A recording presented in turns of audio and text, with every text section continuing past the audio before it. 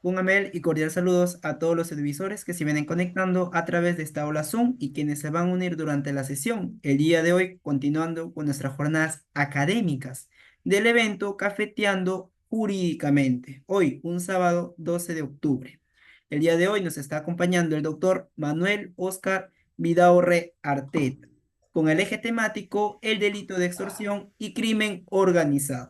Pero dejando ello, el doctor es socio del estudio legal Manuel Vidaurre Arteta, maestrante de la Maestría de Ciencias Penales en la Universidad San Martín de Porres, abogado, coordinador e interconsulta en Cortes de Ontario, Canadá, Santiago de Chile, Suiza, Bolivia y Nueva York. Asesor legal externo de la empresa SF Perú Internacional SAP, ex árbitro del Centro de Análisis y Resolución de Conflictos de la PU.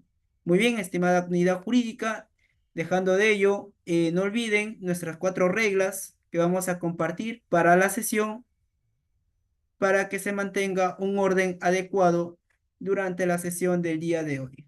Muy bien, las cuatro reglas, como ustedes bien saben, es: primero, los participantes deberán guardar estrictos respetos hacia sus compañeros, ponentes y organizadores durante la ponencia. Se recomienda activar sus cámaras para una participación más activa. Activar la opción levantar la mano para pedir la palabra en el momento que se indique y desactivarla luego de participar. Recuerden, las preguntas formuladas en clase deben ser precisas, relacionadas al tema y no casos particulares. Muy bien, dejando todo recalcado, estimado doctor Manuel, un honor tenerlo en nuestra casa de estudios. Va a tomar un tópico bastante interesante y de la actualidad jurídica. Muy bien, estimado doctor, lo escuchamos. Perfecto, muchas gracias por invitarme. Creo que es la segunda o tercera vez que estoy con ustedes. Muchas gracias a usted. También muchas gracias a Eduardo Chocano Rabina, quien es mi amigo y procurador del estudio, el legal Manuel Vidaurre Arteta. Eh, esta noche nos hemos convocado, me han convocado para conversar sobre el tema de delito de extorsión y crimen organizado y la problemática actual. Entonces, en ese sentido, en realidad vamos a tener que tocar muchas más cosas, puesto que las últimas 2 semanas, cada día hay cosas nuevas y estamos viendo el enfrentamiento entre dos poderes del Estado, que es el Poder Ejecutivo con el Poder Legislativo, y vamos a ver bastantes problemáticas. Entonces yo les aconsejo a los que están conectados a tener a la mano el Código Penal, el Código Procesal Penal, la Ley 30077, la Ley 32108, la Ley 27379, la Constitución Política de 1993, porque es bastante amplio lo que vamos a tocar y no solamente me voy a quedar en el tema del delito de extorsión y la criminalidad organizada, sino también voy a tocar sobre sobre la ley que ha derogado y ha modificado bastantes artículos del Código Penal, y eso es básico, pues. Aquí hay un gran problema entre lo que es el Ministerio Público, las facultades que tiene el Ministerio Público, que ha tenido el Ministerio Público y con la Policía Nacional del Perú. En ese sentido, yo recomiendo tener estas normas a la mano para poder debatirlo y que sea útil para todos, ¿no? Entonces, en este sentido, tenemos que ver primero el delito de extorsión. El delito de extorsión está regulado en el artículo 200 del Código Penal. Vamos a ir paso a paso viendo este punto. Luego vamos a ver la ley 30077, que es la ley contra el crimen organizado, que ha sido publicado en el peruano, que fue publicado en el peruano el 20 de agosto del 2013, en donde, en donde por la ley 32108 se modifican tanto el artículo 317 del Código Penal, y si nosotros vamos al 317 del Código Penal, vamos a ver que no va a normar respecto a la organización criminal. Entonces vamos a ir de a paso, poco a poco, porque si no nos vamos a confundir. Entonces, primer punto. La ley 30077 que integran en la pantalla en las diapositivas, esta ley fue publicada el 20 de agosto del 2013. Entonces, esta ley 30077 es una ley que abarca casi 21 delitos. Entonces, y estos delitos están señalados en el artículo 3º. Estos son homicidio calificado, secuestro, trata de personas, violación del secreto de las comunicaciones, delitos contra el patrimonio, pornografía infantil, extorsión, justamente el punto que vamos a tocar, el artículo 200, usurpación, delitos informáticos, delitos contra la propiedad industrial, delitos monetarios, tenencia, fabricación, tráfico ilícito de armas, municiones, explosivos y demás delitos tipificados en los artículos 279, 279A, 279B, delitos contra la salud pública, tráfico ilícito de drogas, tráfico ilícito de migrantes, delitos ambientales, delito de marcaje y reglaje, luego genocidio, desaparición forzada, etcétera, delitos contra la administración pública. Entonces, esta ley especial, que es la 30077, que ha estado en vigencia casi 11 años, ha sido modificada en algunos artículos, modificada parcialmente por algunos artículos, por la ley 32108. Entonces, la 32108 ha modificado, en primer lugar, ha modificado el artículo 317 del Código Penal. Entonces, vámonos al 317 del Código Penal para ir punto por punto. Entonces, el 317 del Código Penal señala que el que promueve, organice, constituya o integre una organización criminal. A ver, la organización criminal, en lo que es, tiene que ser, para que sea organización criminal, tiene que ser de 3 sujetos a más. Diferencia con la banda criminal, en donde es 3 o más personas con carácter estable, permanente o por tiempo indefinido que de manera organizada, concertada o coordinada se repartan diversas tareas o funciones, destinada a cometer delitos, y esto será reprimida con pena privativa de libertad no menor de 8 ni mayor de 15 años. Ese es el primer parágrafo, como se diría. En el segundo parágrafo, en donde ya sube la pena, de donde es no menor de 15 ni mayor de 20 años, en los siguientes supuestos. Primero, cuando el agente tuviese la condición de líder, jefe, financista o dirigente de la organización criminal, y cuando producto del accionar delictivo de la organización criminal, cualquiera de sus miembros cause la muerte de una persona o le cause lesiones graves en su integridad física o mental. Entonces, acá empezamos con las modificatorias en sí. En primer lugar, del artículo 318, en donde el verbo promueve lo han suprimido, para empezar. El verbo promueve lo han suprimido. Si podemos pasar, por favor.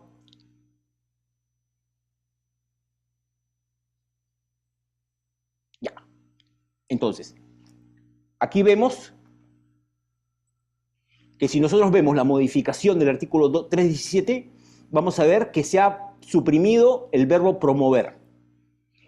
Entonces, en ese sentido, este artículo modifica el artículo 317 del Código Penal, que es el decreto legislativo 635, en donde se modifica el artículo 317 del Código Penal, decreto legislativo 635, en los términos siguientes. Organización criminal, en el 317.1, el que organice, constituye o integre, ya no promueva, una organización criminal en donde será reprimido con pena privativa de libertad no menor de 8 ni mayor de 15 años y con 180 a 365 días multa. E inhabilitación, acuérdense que la inhabilitación es una pena que, si bien es cierto, es una pena accesoria, porque la pena principal es la pena privativa de libertad, como pena accesoria, conforme al artículo 36, numerales 1, 2, 4 y 8. Asimismo, entonces, el artículo 2, también de la 30077, ha sido modificado. Por favor, avanzamos con la PPT. Asimismo, el artículo 2 de esta ley que les menciono, de la 30077, ha sido también modificado. Y no solamente ha sido modificado el artículo 2, también ha sido modificado el artículo 4 de la ley 30077, ley contra el crimen organizado, en donde se modifican los artículos 2 y 4 de la ley 30077, ley contra el crimen organizado, en los términos siguientes. Artículo 2. Definición y criterios para determinar la existencia de una organización criminal. 2.1. Para efectos de la presente ley se consideran las siguientes definiciones. A. Organización criminal, que es el grupo con compleja estructura desarrollada y mayor capacidad operativa, compuesto por 3 o más personas con carácter estable, permanente o por tiempo indefinido, que de manera concertada y coordinada se reparten roles correlacionados entre sí. Entonces tenemos que ver acá que son de 3 a más personas, en donde hay una estructura organizada, en donde hay una estructura vertical, en donde hay un tiempo indefinido, en donde hay coordinación de roles respecto a los puntos que se van a hacer. Pero aquí viene el punto más fuerte y que está siendo muy criticado, por ejemplo, por el Colegio de Abogados de Lima, por abogados penalistas, por congresistas, por algunas partes de los congresistas y verdaderamente por muchos abogados litigantes, en este caso como yo, pero que en algunos puntos, porque no en todos, ¿cierto? Acá hay algo muy puntual, señala, y está en negro, ¿no? Para la comisión de delitos graves sancionados con penas privativas de libertad mayor de 6 años, con el fin de obtener directa o indirectamente el control de la cadena de valor de una economía o mercado ilegal para obtener un beneficio económico. Aquí, con esta modificación en donde amplía y en donde se regula que para comisión de los delitos graves sancionados mayor a 6 años, entonces nosotros con este punto estamos dando una amplitud del quantum de la pena que sea mayor a 6 años y estamos dejando de lado varios artículos y varios delitos contra la administración pública que pudieron haber sido regulados por la ley 30077, pero que con esta modificación lo estamos suprimiendo. Asimismo, la comisión del hecho punible se materializa con la concurrencia de un grupo con compleja estructura desarrollada y con mayor capacidad operativa, potencialmente capaz de llevar un programa criminal. Sí, seguimos, por favor. Asimismo, esta ley 30077, que ha sido modificada por la 32108, también está abarcando el artículo 4 respecto al ámbito de aplicación. Entonces, el ámbito de aplicación, en donde normativamente se señalaba que para la investigación, juzgamiento y sanción de los integrantes de una organización criminal, personas vinculadas a ella o que actúan por encargo de la misma, que cometan los delitos señalados en el artículo 3 de la presente ley. Esto es de acuerdo a los 21 delitos que les he señalado. Y que también debí decir que también estaba incorporado en lo que es el lavado de activos en las modalidades delictivas tipificadas en los artículos 1, 2, 3, 4, 5, 6 del Decreto Legislativo 106, Decreto Legislativo de Lucha Eficaz contra el Lavado de Activos y otros delitos relacionados a la minería ilegal y el crimen organizado. Y también el delito de falsificación de documentos tipificado en el primer párrafo del artículo 427 del Código Penal y los delitos contra la administración pública, que eso lo vamos a dejar de lado, caso Odebrecht, por ejemplo. Y ahora lo han modificado con el artículo 4, que señala que para la investigación, juzgamiento y sanción de los integrantes de una organización criminal, personas vinculadas a ella o que actúen por encargo de la misma, que cometan aquellos delitos sancionados con pena privativa de libertad mayor de 6 años. O sea que el catálogo que sea menor a 6 no va a ser incorporado en esta ley, en lo que fuera la ley 30077, porque fue modificada por esta ley 32108, del 9 de agosto de 2024, por si acaso, que fue publicado en el Peruano. Y que rigen las normas y las disposiciones del Código Procesal Penal, que está aprobado por Decreto Legislativo 957, sin perjuicio de las disposiciones especiales contenidas en la presente ley. Vamos a seguir, por favor. Ahora vamos a centrarnos. Ya hemos visto que está modificando el artículo 317 del Código Penal. Ya hemos visto que está modificando el artículo 2 y 4 de la ley 30077. Y ahora también esta 32108 va a modificar y está modificando el artículo 2 de la ley 27379. Y esta ley 27379 379 es muy importante, porque esta ley 27379 se enmarca dentro de lo que es la ley de procedimiento para adoptar medidas excepcionales de limitación de derechos en investigaciones preliminares. Numerales 5 y 7, primer párrafo del artículo segundo de la ley 27379, respecto a las medidas limitativas de derecho. Los puntos 5, 7 y 8. Y aquí mismo, en el punto 7, ustedes van a ver todo el problema que se ha generado desde cuando se dio, que tiene relación con el allanamiento de inmuebles respecto a si ahora se pueden hacer los allanamientos y hay que esperar al abogado privado o puede ir con el abogado de oficio. Caso Andrés Hurtado Chibolín, en donde desde ese momento más o menos, bien raro, ¿no? Todos estos cambios se han dado más o menos en el interín de lo que ha pasado con la prisión preventiva de Chibolín, Miulay, la fiscal Peralta, ahora se ha suspendido a la presidenta de la Corte Superior de Justicia de Lima, se ha suspendido a una juez superior, y ojo, esto es académico, porque lo que estoy diciendo es algo que está totalmente en noticias, no es nada novedoso ni nada por el estilo. Entonces, ¿qué pasa acá? Modificación del artículo 2 de la ley 27379. Ley de procedimiento para adoptar medidas excepcionales de limitación de derechos en investigaciones preliminares. Se modifican los artículos 5 y 7, párrafo primero del artículo 2 de la ley 27379. Ley del procedimiento para adoptar medidas excepcionales de limitación de derechos en las investigaciones preliminares con los textos siguientes. Voy a parar acá un ratito. Vamos a tener claro algo. La etapa penal, el proceso penal tiene 3 etapas. La primera etapa es la etapa de la investigación preliminar. La segunda etapa es la etapa intermedia, la tercera etapa es la etapa de juzgamiento o juicio oral. En la primera etapa de investigación preliminar, vamos a dividirlo en dos subetapas. La primera subetapa es las diligencias preliminares.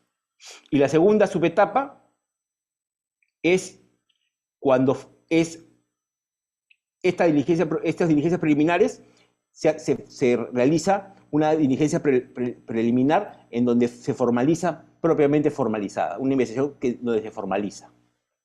Entonces, aquí tenemos que ser claros. Se dice que con esta modificación de la ley 32.108, que modifica la ley 27379, se está restringiendo en lo que es la medida limitativa de derechos, los allanamientos de los inmuebles, y le estamos dando ventaja a las organizaciones criminales o a las personas que están delinquiendo en estos tipos de delitos, porque ahorita estamos hablando de criminalidad organizada y obviamente también estamos hablando de la extorsión, que creo que aún no lo he señalado, pero que ahorita lo voy a señalar para que tenga consistencia y haya orden en la exposición.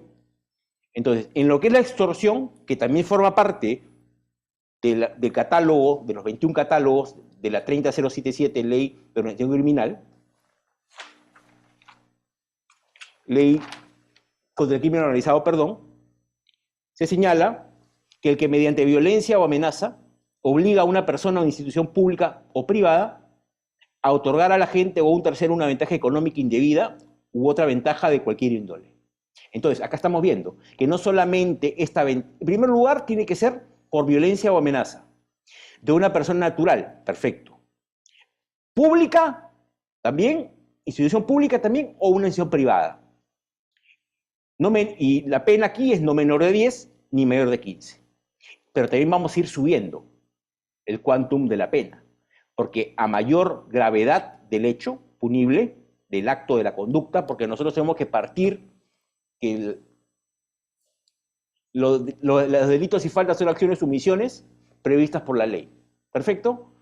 Y para poder nosotros normar todo esto, tenemos que saber desde el punto de vista dogmático, desde la teoría del delito. Pero vamos a ir poco a poco. Asimismo, cuando uno contribuye a la comisión del delito de extorsión, cuando suministra información que haya conocido por razón o con ocasión de sus funciones. En este caso, por eso hablo que son instituciones privadas, instituciones públicas, en donde podría estar involucrado jueces, fiscales, procuradores, etc. Asimismo, el que mediante violencia o amenaza toma locales, obstaculiza vías de comunicación o impide el libre tránsito de la ciudadanía o perturba el normal tránsito de la ciudadanía, libre tránsito de la ciudadanía o perturba el normal funcionamiento de los servicios públicos o la ejecución de obras legalmente autorizadas con el objeto de obtener de las autoridades cualquier beneficio o ventaja económica indebida u otra ventaja de cualquier otra índole, será sancionado con pena privativa de libertad no menor de 5 ni mayor de 10 años. Y como aquí estamos viendo las normas y estamos viendo las problemáticas actuales, aquí nosotros podemos invocar y podemos ver claramente que en este tema del delito de extorsión es un tema de altísimo problema, de altísimo punto neurálgico de investigación y de análisis, por todo lo que estamos viviendo por el tema del transporte. Estamos perdiendo días de trabajo, estamos perdiendo horas hombre, las personas no se pueden movilizar porque en los transportes urbanos les rompen las lunas, los amenazan, los amedrentan, los extorsionan, vuelan. Ya no solamente es importante ahora tener negocios importantes o lucrativos, sino que hasta que desde una pequeña bodega ya te están extorsionando. O si tienes un mototaxi o lo que fuere, y ya te están extorsionando. Y también ahora el Poder Ejecutivo quiere promulgar, y está viendo de promulgar, lo que se llama la ley del terrorismo urbano. Y ya con el colmo de los colmos, hasta vemos que ya están hablando de terrorismo de imagen.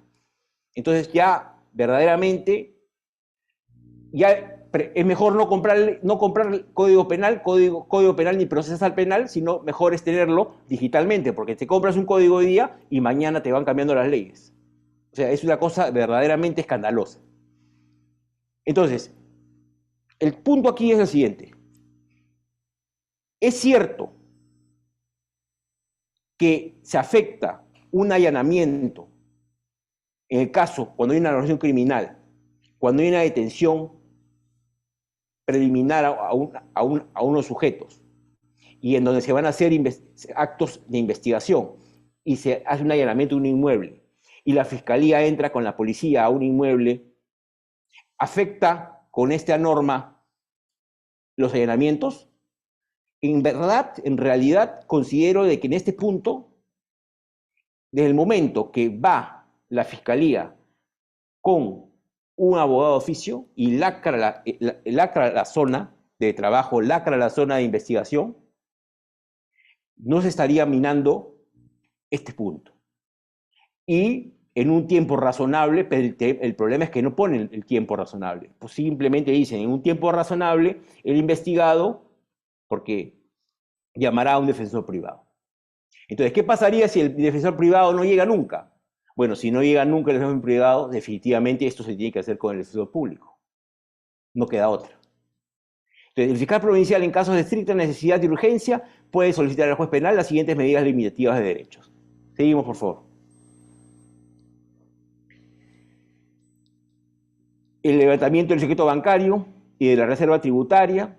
El fiscal provincial, si decide solicitar estas medidas, el juez penal explica las razones por las que justifiquen la necesidad de su imposición. El juez penal acuerda si resultan necesarias y pertinentes para el esclarecimiento de los hechos objetos de investigación. Porque nosotros tenemos que ver una cosa. En los procesos penales, olvidemos un ratito del conflicto, de las modificaciones a las normas, del papel que cumple la policía y la fiscalía. El punto aquí es específico. Quien tiene el dominio y la exclusividad para poder pedir un allanamiento, una medida limitativa de derechos, una medida de detención preliminar judicial. Una medida de prisión preventiva es la Fiscalía. Y el juez es quien lo ordena. Esto es algo que en un Estado de Derecho no puede cambiar. Definitivamente no puede cambiar. Para que a una persona le levanten el secreto bancario, le levanten el secreto de las comunicaciones, le haga un reglaje, le haga un marcaje por agente encubierto, por agente especial, etcétera, tiene que haber orden judicial. En caso del levantamiento del secreto bancario, la orden comprende las cuentas vinculadas con el investigado, así no figuren o estén registradas a su nombre, porque pueden haber testaferros. Puede ser que el investigado, para obstruir la justicia, ponga las cuentas a nombre de otras personas. Ahí es donde se habla, por ejemplo, del tema de la prisión preventiva, de los 5 presupuestos, ¿no? Que tengan graves elementos de convicción que puedan circunscribir que este investigado tenga relación con el hecho delictivo, el tema de que sea superior a 5 años, el quantum de la pena, el tema del peligro procesal, el tema del peligro de la obstaculización, el tema de los arraigos, domiciliario, laboral, familiar, pero que estos arraigos sean de calidad. Es por eso que, por ejemplo, en el caso de Chibolín, lamentablemente en el control de identidad, él no supo expresar perfectamente sus arraigos. Y a la fiscal Peralta le dan mandato con restricciones y le imponen 35.000 soles de caución. Ojo, 35.000 soles de caución que tiene que imposar al Banco de la Nación a nombre del juzgado, presentar ese escrito, el abogado presentar el escrito a nombre del juzgado para que cada 30 días firme pase el biométrico. Y en el caso del otro investigado, 1.000.000 de soles. Porque el otro es un minero y mostró arraigos. Entonces,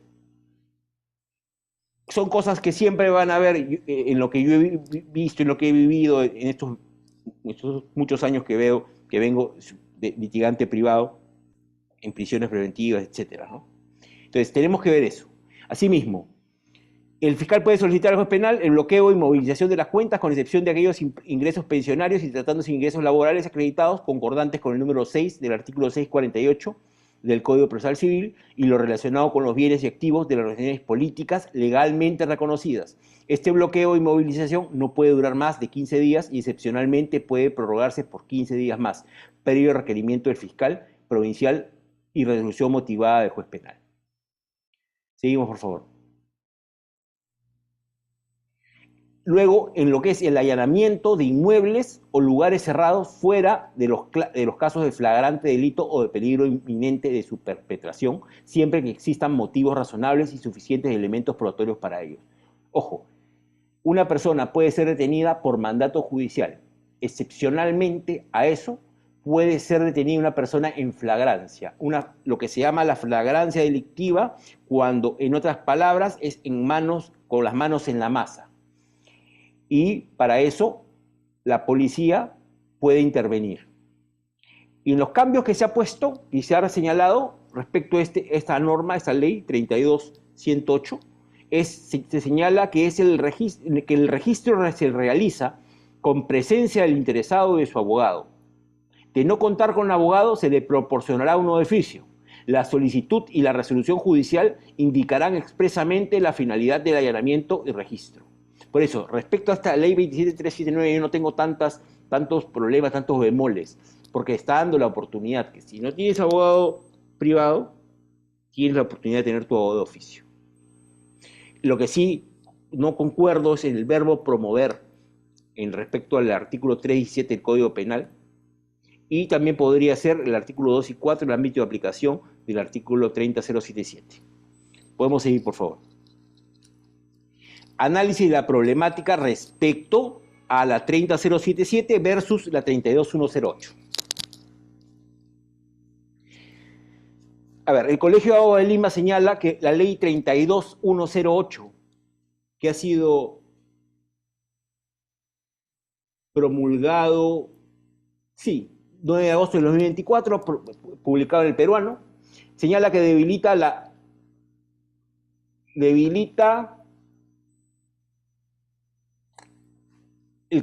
respecto a la criminalidad organizada. La nueva norma introduce principios y fundamentos que no se basan en el derecho comparado, como los conceptos de grupo, con compleja estructura desarrollada y mayor capacidad operativa, y con el fin de obtener directa o indirectamente el control de la cadena de valor de una economía el control de la cadena de valor de una economía o el mercado ilegal. Esto eleva los requisitos para encuadrar los hechos dentro del tipo penal, lo que implicaría una despenalización de muchos supuestos, o al menos un tratamiento más benigno, ya que pasarían a ser considerados como banda criminal, tipificada en el artículo 317b. Claro, a ver, vamos a ver.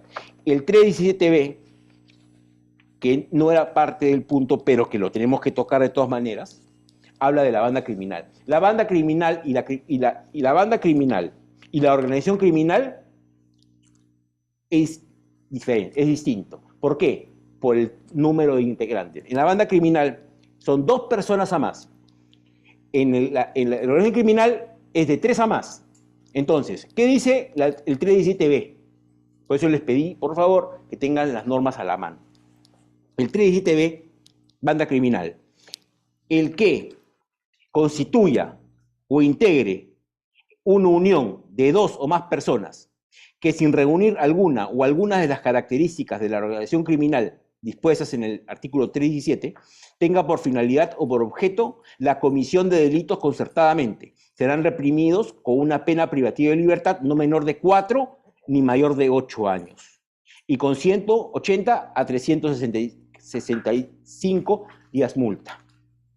Versus lo que señala el 317, en donde ha sacado el verbo promover, y que tiene en su primer punto el quantum de no menos de 8 ni mayor a 15 años.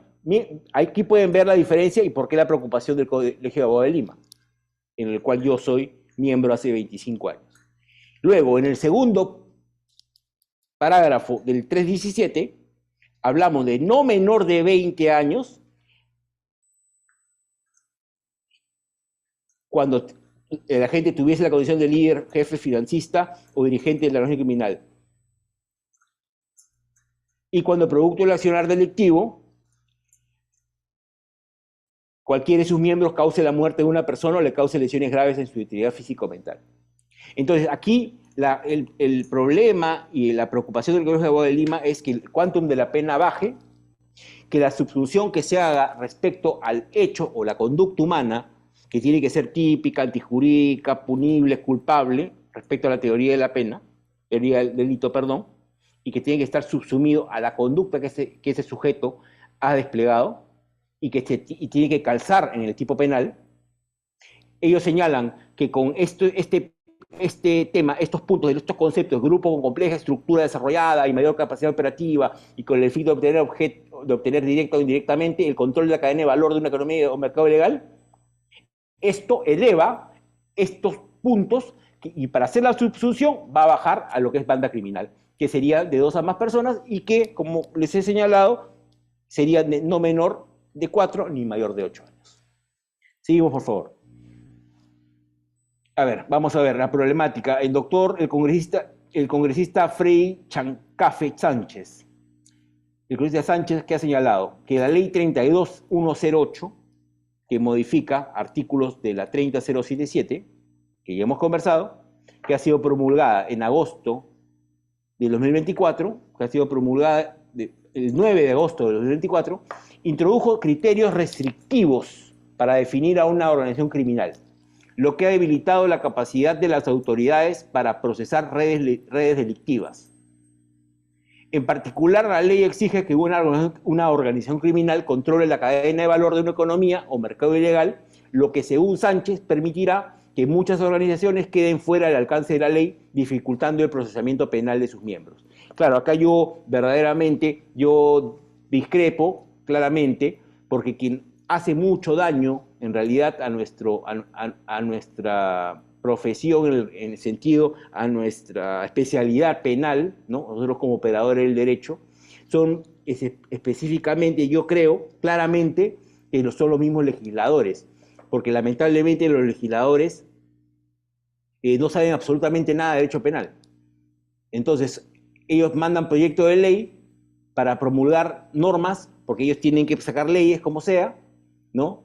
Porque, por ejemplo, decir, ha debilitado la capacidad de las autoridades para procesar redes delictivas, podría haber creado otro tipo de término, claramente. Y cadena de valor de una economía de mercado ilegal, eso ya es repetitivo. Permitirá que muchas organizaciones queden fuera del alcance de la ley. Claro, pero no lo profundiza. Entonces, para mí, este Congreso en realidad no representa absolutamente nada. Y no son especialistas. Lamentablemente no son especialistas. Seguimos, por favor. Asimismo, Eduardo Dávila Lynch señala, la ley 32.108 cambia el concepto de organización criminal, limitando su aplicación a delitos con penas mayores a 6 años. Así quedan excluidos los delitos que tienen menos de 6 años de condena, como trata de personas, extorsión, tráfico de órganos, estafa agravada, tal ilegal, tortura, corrupción de funcionarios, entre otros. A ver, veamos. Él señala, perfecto, hasta ahí lo puedo entender. Del momento que tú subes a 6 años, ya estás poniendo una valla más alta. Y sí, y ojo, esto lo que estamos poniendo es, con Chocano, es algo textual, ¿eh? No es algo que nosotros lo hemos inventado, no es algo que nosotros lo hemos, simplemente lo hemos transcrito. Pero si nosotros vamos a ver un punto, por ejemplo, el tema de acá dice, por ejemplo, el tema de corrupción de funcionarios, ¿está bien? Corrupción de funcionarios. En corrupción de funcionarios, si nosotros nos vamos al 384, ¿no? Al 384, vamos a ver la colusión simple agravada. Tema Odebrecht. Tramo 2, tramo 3. A Toledo le están pidiendo 20 años, al presidente de Toledo le están pidiendo 20 años de cárcel, de pena privativa de libertad. A mis clientes, en otros tramos, les piden 16 años. Entonces, está hablando acá de corrupción de funcionarios. Está hablando acá de delito de extorsión. Artículo 200. Y como yo les puedo probar, primer quantum, no menor de 10 ni mayor de 15. Luego, no menor de 5 ni mayor de 10. Luego, no menor de 15 ni mayor de 25 años cuando la violencia o amenaza respecto a la extorsión, y es lo que estamos viendo todos los días, y las personas, las mujeres, hombres, los niños estamos sufriendo, cuando se da menos de 15 ni mayor de 25 años, a mano armada, utilizando artefactos explosivos o incendiarios, lo que están haciendo, nos están reventando, nos están incendiando todo, participando de 2 o más personas, contra el propietario, responsable o contratista de la ejecución de una obra de construcción civil, que está metidísimo todo el punto de construcción civil, público-privada, o de cualquier modo impidiendo, perturbando, atentando o afectando la ejecución de la misma, aprovechando su condición de integrante de un sindicato de construcción civil, o simulando ser trabajador de construcción civil.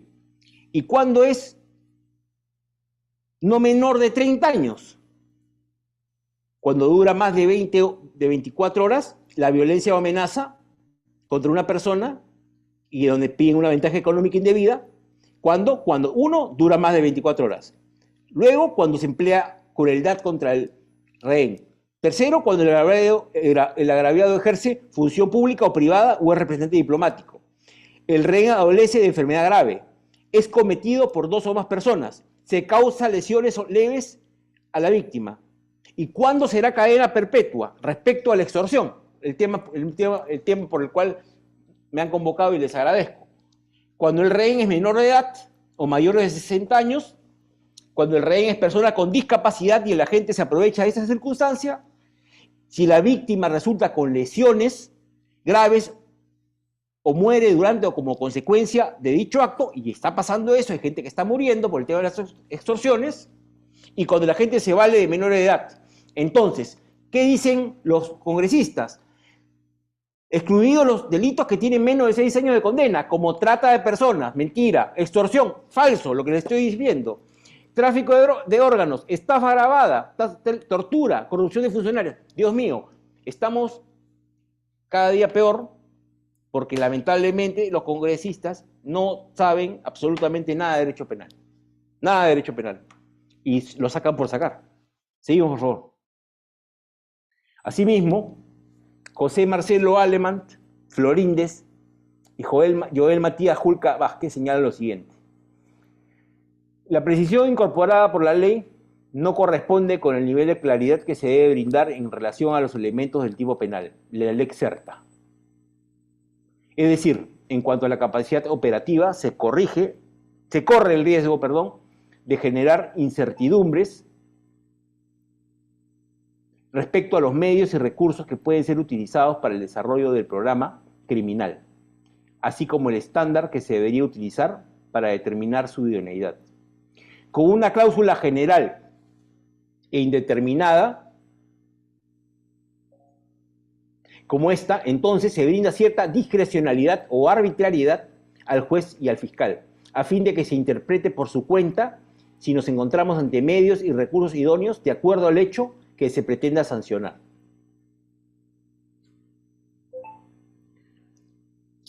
Bueno, no tengo mayor comentario porque acá está hablando de temas de estándar. Entonces, si hablamos nosotros de temas de estándar que se debería utilizar para determinar su unidad, tendríamos que hablar del tipo de niveles de estándar casación 1-2017 respecto al tipo de sospecha. Sospecha inicial, sospecha fuerte, sospecha reveladora, sospecha vehemente, que es tema de previsión preventiva. Cuando se da la certeza se da cuando hay una sentencia condenatoria. Cuando tú empiezas una diligencia preliminar, cuando tienes una sospecha inicial. Cuando tú formalizas una investigación preparatoria, cuando puede haber una sospecha reveladora. No puedo yo mucho interpretar ni dar mucho crédito porque en realidad lo veo un poco desordenado, porque esto es algo transcrito.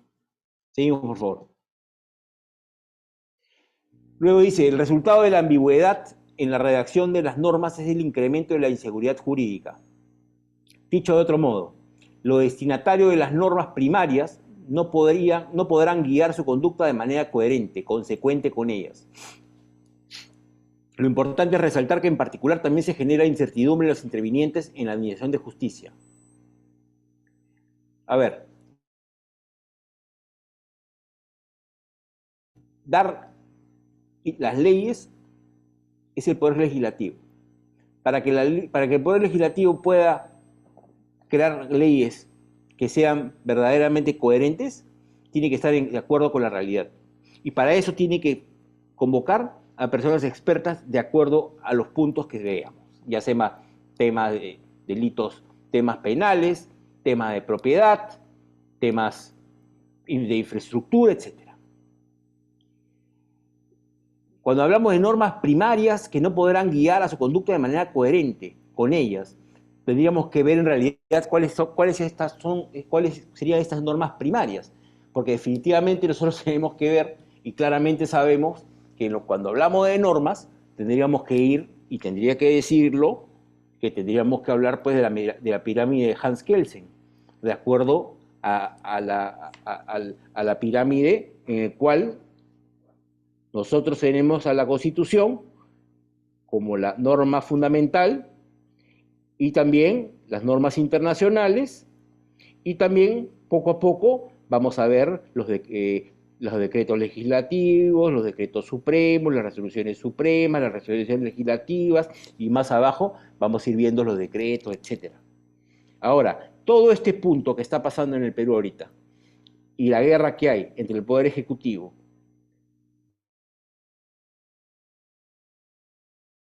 nos trae graves problemas. En primer lugar, el primer problema es la inseguridad jurídica. El segundo problema es la zozobra que hay actualmente en el Perú respecto a que ya no sabemos en qué momento podemos ser atacados por delincuentes o por organizaciones criminales, bandas criminales, o quién sabe, extorsionadores, o robos agravados, etc. En tercer punto, la imagen institucional que damos ante la comunidad internacional respecto a nosotros como país. Cuarto, el alejamiento de las inversiones, porque ninguna empresa que viene del extranjero a querer invertir en el Perú va a soportar que los extorsionadores vengan a cobrar cupos. Porque eso se da de siempre, ¿eh? No de ahora. Esto se da desde hace mucho tiempo. Que cuando una persona viene y empiezan a construir una obra, ya sea mediana, chica, grande, los extorsionadores cobran cupos. Ya está pasando en el tema de transporte. Y eso no se puede permitir de ninguna manera. De ninguna manera se puede permitir. Crearon un estado de emergencia en 14 distritos de Lima. Este último paro, la Policía Nacional, junto con el Ejército, pues si ustedes se dan cuenta, todo esto tiene que ver con el tema de nuestra realidad actual, problemática, pero tenemos que también ver que el hecho de incrementar las penas en el modelo penal, en nuestro catálogo penal, no va a hacer retroceder a estos delincuentes que que cometen estos delitos. Tiene que ser más radical. Esto tiene que ser más radical, definitivamente. Avanzamos, por favor. Vamos a ver las conclusiones sobre este punto para luego pasar al otro punto interesante también. A ver, entre las conclusiones vamos a ver 4 o 5, creo. La primera es la necesidad de modificar el marco legal. La ley 32.108 ha debilitado la capacidad del Estado para combatir eficazmente el crimen organizado al exigir requisitos más estrictos para definir y procesar a organizaciones criminales. Esto lo digo por el tema de los 6 años y que se eleva y la brecha es más alta. Es crucial revisar estos cambios para asegurar que no se despenalicen conductas graves o se dificulte la persecución de delitos relacionados con el crimen organizado. Luego, segundo, fortalecimiento de la cooperación interinstitucional. Para enfrentar el desafío del crimen organizado es imprescindible un trabajo articulado entre el Poder Legislativo, la Fiscalía de la Nación y el sistema judicial en su conjunto. Solo con una coordinación efectiva se puede garantizar que las modificaciones legislativas no afecten la capacidad del sistema de justicia para actuar de manera eficiente. Tercero, claridad en la redacción de las leyes. Lo que yo he estado mencionando y en realidad en donde yo tengo mis mayores críticas, porque eso es algo endémico, eso es algo que no viene de ahora, es algo que viene de hace muchísimos años. La ambigüedad y vaguedad en la redacción de la ley 32.108 genera inseguridad jurídica, tanto para los ciudadanos como para los operadores de justicia. Es fundamental que las normas ofrezcan claridad suficiente para que puedan ser interpretadas y aplicadas de manera coherente y justa. Seguimos, por favor. Cuarto, impacto en la administración de justicia.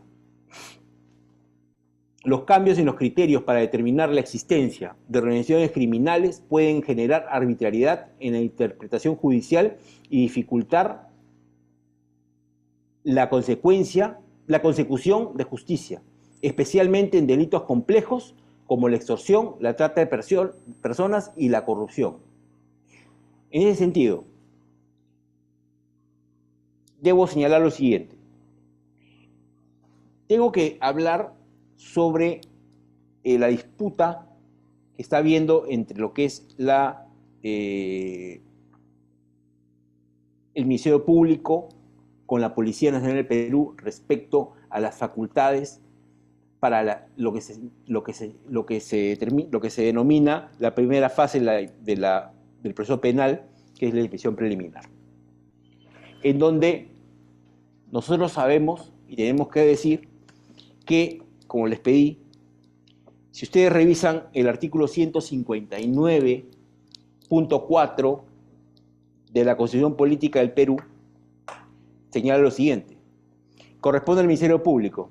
Punto 4. Conducir desde su inicio la investigación del delito. Con tal propósito, la Policía Nacional está obligada a cumplir los mandatos del Ministerio Público en el ámbito de su función.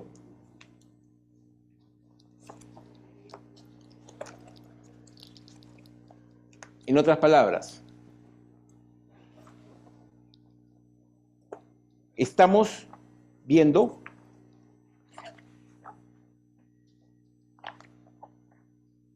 que la policía tiene una función de investigación en el artículo 67 del Código Procesal Penal respecto al conocimiento de los delitos y dar cuenta inmediata al fiscal sin perjuicio de realizar diligencias de urgencia imprescindible, individualizar a sus autores y partícipes, reunir y asegurar elementos de prueba para la aplicación de la ley especial. Su similar desarrollo si se trata de delitos dependientes de instancia privada o sujetos a ejercicio privado de la acción penal. La Policía Nacional, en función de investigación, podrá realizar, recibir las denuncias escritas o sentar el acta de las verbales, así como tomar la declaración a los denunciantes, vigilar y proteger el lugar de los hechos, a fin de no ser borrados los vestigios y las huellas del delito, practicar el registro de personas, prestar el auxilio que requieren las víctimas del delito, recoger y conservar los objetos e instrumentos relacionados con el delito, así como todo elemento material que pueda servir a la investigación. Practicar las diligencias orientadas a la identificación física de los autores y partícipes del delito. Recibir las declaraciones de quienes hayan presenciado la comisión de los hechos. Levantar planos, tomar fotografías, realizar grabaciones en video y demás operaciones técnicas o científicas. Capturar a los presuntos autores y partícipes en caso de flagrancia, informándolos de inmediato sobre sus derechos. Asegurar los documentos privados que pueden servir a la investigación. En este caso, los pondrán rápidamente a disposición del fiscal para los fines consiguientes, quien los remitirá para su examen al juez de investigación preparatoria. Y decidirá inmediatamente o antes de hacerlo, se constituirá el lugar donde se encontrarán los documentos inmovilizados para apreciarlos directamente. Si el juez estima legítima la inmovilización, que lo aprobará legítimamente. Y pondrá su conversión en incautación, poniéndolos a disposición del Ministerio Público. Igualmente se procederá respecto de los libros, comprobantes y documentos contables administrativos, allanar locales públicos o de uso público o abiertos al público, efectuar bajo inventario los secuestros e incautaciones necesarias en los casos de flagrantes o de peligro inminente de su perpetración, recibir la manifestación de los presuntos autores o partícipes de delitos con presencia obligatoria de su abogado defensor. Si ésta no se hallare presente, el interrogatorio se limitará a constar de la identidad de aquellos. Reunir cuanta información adicional de urgencia permita la criminalística para ponerla a disposición del fiscal. Entonces, la Policía Nacional del Perú es un órgano de auxilio judicial claramente instalado e identificado en el Código Procesal Penal del 2004, que es mal llamado el nuevo Código Procesal Penal. Entonces, ¿qué hacen en la búsqueda y la recepción de los derechos en los presupuestos? De acuerdo, pero que sea quien conduzca y tenga la titularidad absoluta de la investigación respecto a las investigaciones preparatorias en las dos subfases, en la investigación preliminar y en la propiamente formalizada, y en donde la investigación preparatoria persigue, artículo 321 del Código Procesal Penal, persigue reunir los elementos de convicción, de cargo y de descargo que permiten al fiscal decidir si formula o no acusación, y en su caso al imputado preparar su defensa, tiene por finalidad determinar si la conducta incriminada es delictuosa, las circunstancias o móviles de la perpetración, la identidad del autor o partícipe y de la víctima, así como la existencia del daño causado, yo puedo entender que en todo lo que es la especialización de criminalística, dirección de policía contra la corrupción, Instituto de Medicina Legal, que también la tiene la policía, y los demás órganos técnicos del Estado, pueden ellos realizarlo, pero con el apoyo y bajo la supervisión de la Fiscalía. Pero yo pregunto, ¿la policía está capacitada para poder subsumir los hechos concretos, humanos, actos humanos, y poderlos subsumir a las conductas penales y tipificarlo? ¿La policía está capacitada para poder hacer un estudio de la teoría del delito, de la conducta humana típica, antijurídica, culpable, punible? ¿Puede realizar control de legalidad? La policía está capacitada, ha estudiado 6 años de carrera, 2 años de maestría, más 2 años de maestría, más doctorado, para poder decir que esta conducta puede ser punible y poder hacerlo para poder pasar a una etapa intermedia. Eso a mí me parece aberrante. El problema es el siguiente. El problema es que hay un problema entre el Poder Ejecutivo y el Poder Legislativo. ¿A quién el poder, la policía, de quién depende? Del Poder Ejecutivo.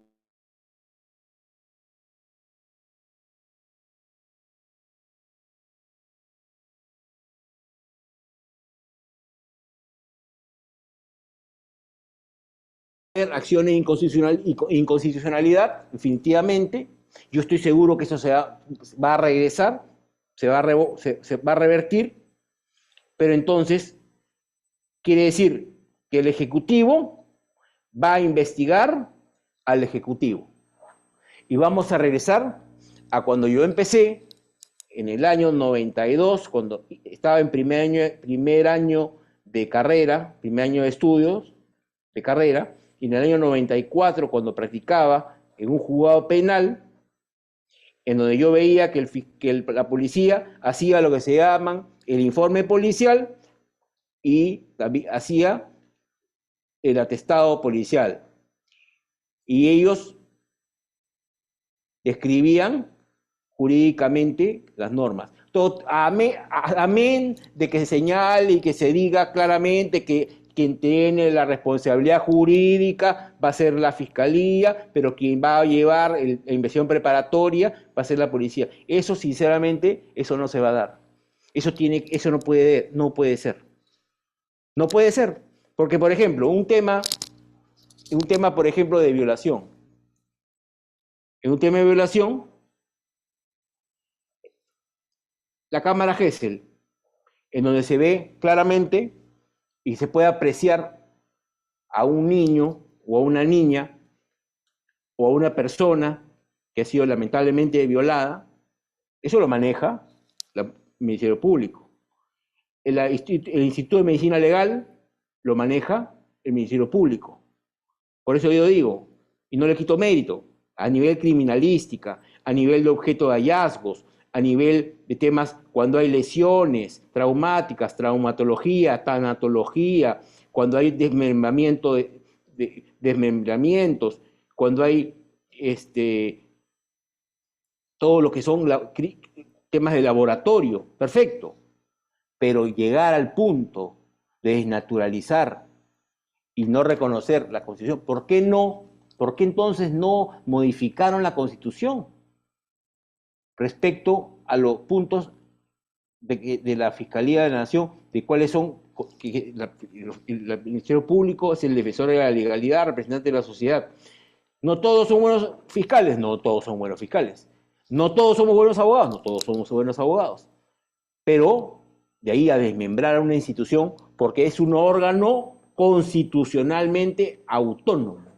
Y acuérdense lo que les digo, esto va a caer, definitivamente, esto va a traer cola. Hace muchísimos años, por ejemplo, para hacer cortinas de humo, lo que hacían eran, cuando habían problemas en los gobiernos, ¿qué hacían? Mataban a un cambista. Y salían leyes prácticamente y con jueces sin rostro. Y he escuchado que quieren regresar a estos temas. O sea, queremos regresar prácticamente a 32 años de avance legislativo, no, porque para mí verdaderamente el tema legislativo, el tema congresal es paupérrimo, paupérrimo de verdad. Y no porque tengas que ser bueno, para ser congresista mayor de 25 años, ser peruano y punto, ¿no? Y además no digo, ¿no? Pero el tema de quienes nos legislan es lo peor que hay. Y verdaderamente nos están malogrando la carrera. Entonces les agradezco mucho. Si desean algunas preguntas, gustoso conversamos porque esto es un tema muy, muy amplio, ¿no? De poderlo ver. Muy bien, estimado doctor Manuel. Abarcado bastantes tópicos interesantes dentro de la ponencia referente al delito de extorsión y crimen organizado. Con su venia, estimado doctor, como comenta, si hay algún vacío legal que les ha surgido durante la ponencia, pueden alzar las manitos para efectos de darles acceso al audio o dejar por la casilla de comentarios para efectos de hacerlo trasladar al doctor Manuel Vidaurre. ¿Correcto? Estimado doctor, me parece bastante interesante. Tenía una duda referente a lo que comentó del artículo 159 de la Constitución Ah, y sí, recalco, ¿no? Las atribuciones del Ministerio Público, pero ha claro. sacado un comunicado, no sé si lo habrá visto, de la Policía Nacional, que si demoran en correrle traslado a las carpetas preliminares a la policía, pues se les va a procesar a los fiscales por omisión de cargo. Imagínense, imagínense. Claro, va a haber un abuso muy grande. Pero eso se va a caer de todas maneras. Se va a caer. Ya he visto muchas cosas yo. Se va a caer. Y también, pues, si los fiscales, supongamos, pues, se rigen a la Constitución, los mismos policías, como ya tienen la carga, lo pueden procesar también por prevaricato. Y entonces, también Imagínense. el Ministerio Público comenta que va a seguir a la Constitución, más no a la ley. Entonces, la ley también dije, si no riges a tus atribuciones, cometes delitos. Hay un vacío ahí, Mira, doctor. ¿Cuál es su comentario? mire, yo le voy a decir algo que parece, que puede parecer muy gracioso, pero de verdad lo juro que es verdad, que es lo que le voy a decir. Yo tengo 25 años de abogado, en donde ejerzo todos los días de mi vida. Nunca en mi vida he visto un policía que sea buen abogado. O sea, yo respeto a los policías, no, no hay problema. Pero la formación del policía no tiene nada que ver con la formación de nosotros que somos abogados o que estamos estudiando derecho. Nuestra concepción mental va por otro lado. La concepción de ellos es un tema mucho más cerrado, mucho más... Nosotros como abogados tenemos un abanico enorme, no solamente lo vemos gris, negro o azul, lo podemos ver de diferentes maneras. Entonces, verdaderamente yo estaba en maestría en civil comercial, estoy en maestría ahorita en penal, en todos los 25 años que tengo de carrera, más 7 años, de 6 años de pregrado, en 30 y en no sé cuánto tiempo de estudio, nunca en mi vida he visto un buen policía que sea buen abogado. Y con eso ya le digo todo, ¿no? Lamentablemente. Con todo el respeto del mundo, pero es la verdad. Excelente, mi buen doctor. Bastante interesante su ponencia, estimado doctor. Al parecer todo está conforme por la parte de la comunidad jurídica, no hay dudas. Han participado bastantes y, valga decirlos, no están capacitados, nos comenta Juan Daniel, doctora Claudia tampoco no está. Muy bien, estimado doctor, encantado de tenerlo en nuestra casa de Otro acá. estudios. No, Eh, acá. Queda cordialmente invitado para próximos eventos, ya sea diplomados o eventos gratuitos como el Cafeteando Jurídicamente. Estimado doctor, A la algunas pantalla. palabras de reflexión a modo de concluir. Sí, sí, quería decirles que estoy muy agradecido verdaderamente por la invitación. Eh, yo dejo cualquier cosa que tenga que hacer siempre por estar con ustedes, porque para mí lo poco que pueda saber, mediano, mucho, lo que sea, para mí es importante y también felicito a los que están presentes, porque un sábado normalmente 9 y 10 de la noche ya están en otra cosa, están saliendo, haciendo lo que sea, pero de verdad, yo lo único que les puedo decir a ustedes es que la mejor manera de poder tener éxito en una carrera, y gracias a Dios, esta carrera es una carrera de largo aliento.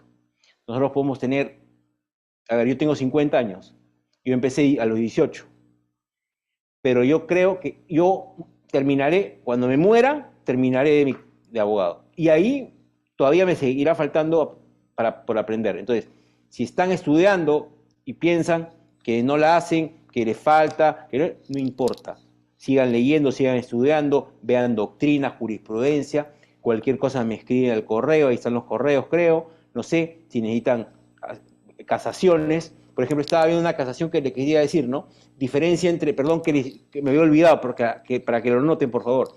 Diferencia sustancial entre la organización criminal y la banda criminal, lo que les había dicho, ¿ya? Por favor, ¿ya? Es la casación 566-2024-La Libertad, para que la lean. Mis correos están ahí. El ponente es el profesor César San Martín Castro, presidente de la Sala Penal Permanente de la Corte Suprema del Perú. Muchas gracias, les agradezco mucho, de verdad. Muy amable, estimado doctor. Eh, Agradecimiento es mutuo, estamos para sumar y esperemos verlo nuevamente en nuestra casa de estudios. Un fuerte abrazo, con permiso. Muchísimas gracias a todos. Muy bien, estimada comunidad jurídica, con ello hemos concluido la excelente cátedra del doctor Manuel Vidaurre. Recuerden tener